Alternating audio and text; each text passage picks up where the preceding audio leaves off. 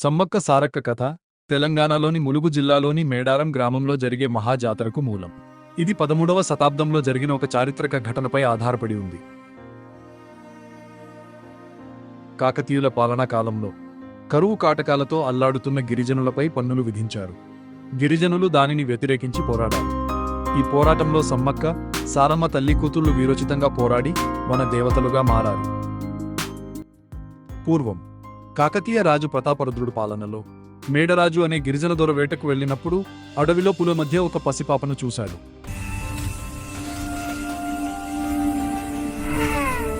నీకు సమ్మక్క అని పెడతాను, మాఘశుద్ధ పౌర్ణమి రోజు పుట్టినట్టు.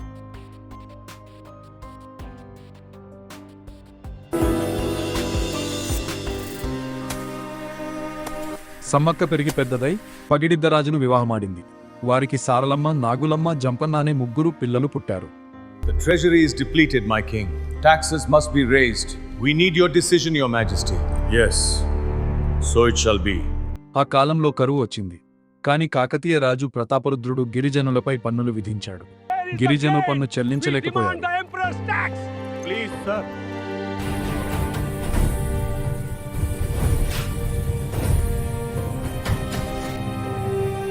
ఆ విషయం తెలుసుకుని సమ్మక్క తిరుగుబాటుకు సిద్ధమైంది.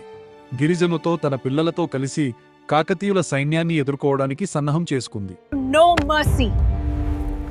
ములుగు జిల్లా లక్నవరం సరస్సు వద్ద గిరిజనులు, కాకతీయ సైన్యం మధ్య యుద్ధం జరిగింది.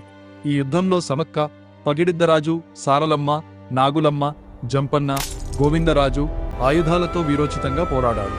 కాని కాకతీయ సేనల ధాటికి తట్టుకోలేక మేడరాజు, పగిడిద్దరాజు, సారలమ్మ, నాగులమ్మ, గోవిందరాజు యుద్ధంలో మరణించారు.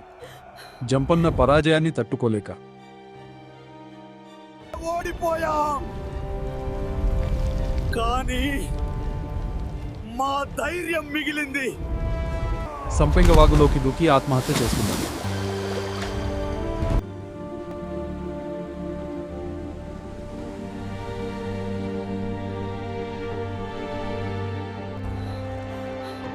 సమ్మక్క తన కూతురు సారక్కను కోల్పోయి గాయాలతో అడవిలోకి వెళ్లి అంతర్ధానమైంది.